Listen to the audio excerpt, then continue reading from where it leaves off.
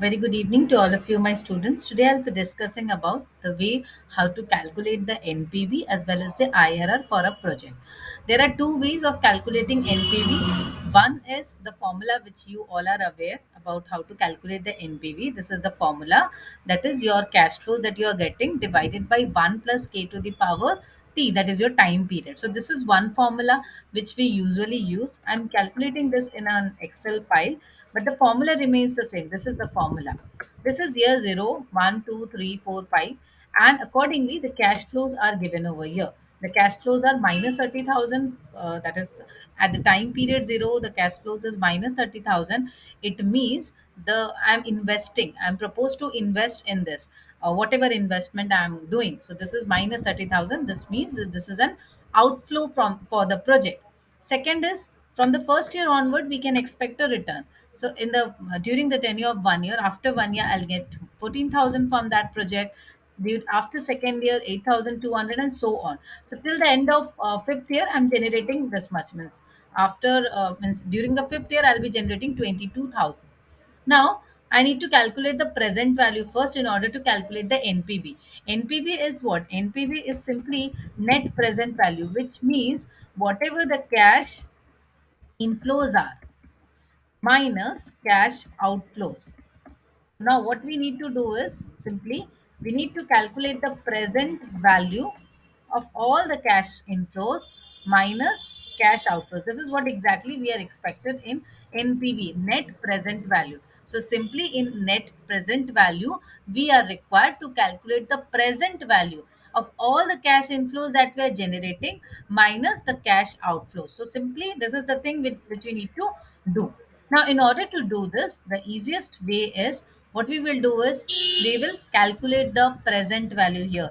How will we do it? I'm using this formula. Simply, I'm using this formula. This is the interest rate. Now, I'm doing the interest rate again. It is 10%. So, this is the interest rate, 10% was the interest. So, now I have put it in an Excel formula. This is the interest rate now this way. C21, that is my cash inflow, right? Divided by 1. This is your 1 divided by 1 plus k. K is your interest rate. Interest rate is 10% to the power 21. That is your time period. 21 is this one, right? I'm again showing this C21. This is your cash inflow as per the formula. Cash inflow divided by 1 plus k. That is your interest rate. K is this one. K to the power t. T is yours. See, B21 t. So this is, I have put it in this formula. So this is the formula that I use over here. Now what I did is I just put simply a dollar function over here so that the formula remains constant. So this is the present value which I got by putting the interest rate over here and getting the present value of all this. If you find any issue with this, I'll share the Excel file with the students if you read it. But rather you can see the function, it is clearly mentioned. I'm showing it so it will be easier. The same formula that I put it, you can just simply see the formula. Formula is cash inflow divided by 1 plus k to the power t plus C2 divided by 1 plus k to the power 2, means till you reaches the point, right? This is the NPV formula. So this is what we did. So NPV is simply I did the sum of all this. So once I calculate the sum of all this, simply because there's a minus function, minus and plus all this. So I get the NPV as this one. In the Excel formula also, I put the formula as present value, that is your cash inflow plus NPV of this one. There's the interest and all those things has been calculated, right? Now IRR, again for the IRR is simply, the formula for IRR is this: amount divided by 1 plus R plus amount divided. This is the way the IRR is calculated. But what is IRR? IRR is simply when we get NPV is equals to 0. IRR is the rate of return or the percentage or the cost of capital at which we get NPV is equals to 0. Now here what I did is I simply use the Excel formula of IRR to calculate this, right?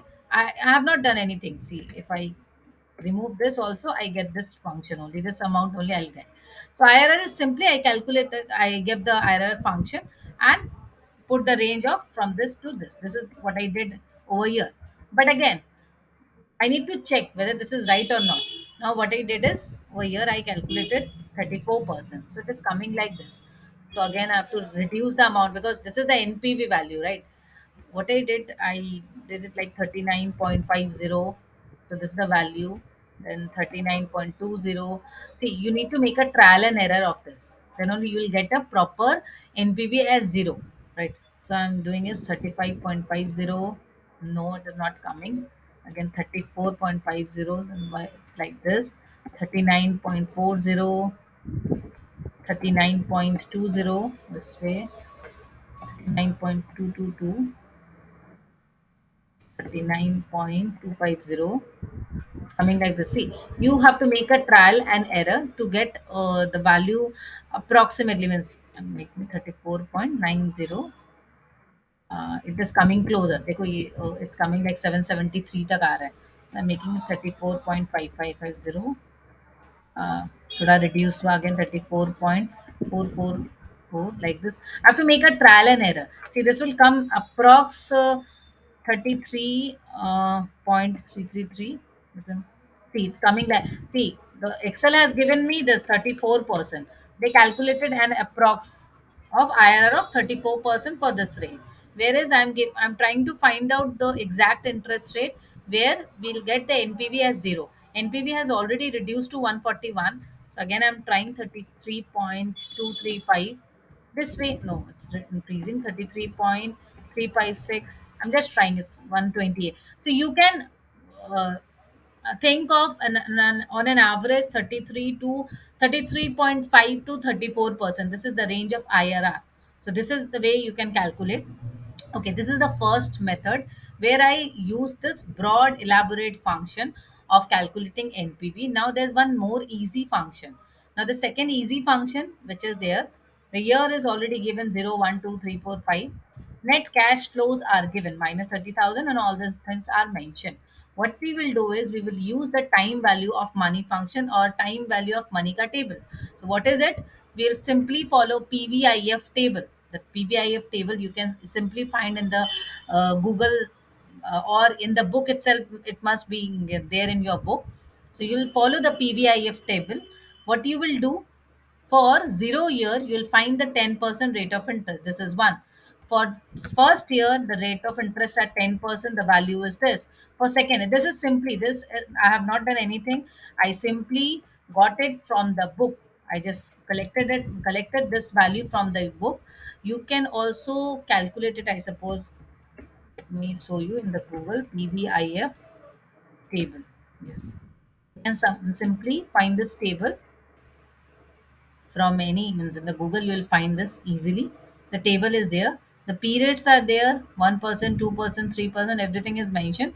So you can simply, in your book also this table is there, so you can find the value for the according to the year and 10%. So for the 10% I'm finding period 1, the amount is 0.90, the value is 0.9091. For period 2, 0.8264. This is what we did. Now, how to find the discounted cash flow? Simply, in the discounted cash flow, we'll multiply the net cash flow, multiply the PVI. This is the discounting factor. We also call the value of this. What we got from the PVIF is called the discounting factor. So here, what we did, we simply multiply the net cash flow multiplied by the PVIF. So this is the value. So here also we'll get the NPV. Simply the summation of all this we did, we find the NPV. Again for the IRR, I simply use the formula IRR and calculated this, right? The range is C6 to C11, simply the net cash flows. We got the IRR. Excel gives you an approximate idea, but for the exact, you need to get the NPV, the value of NPV to zero.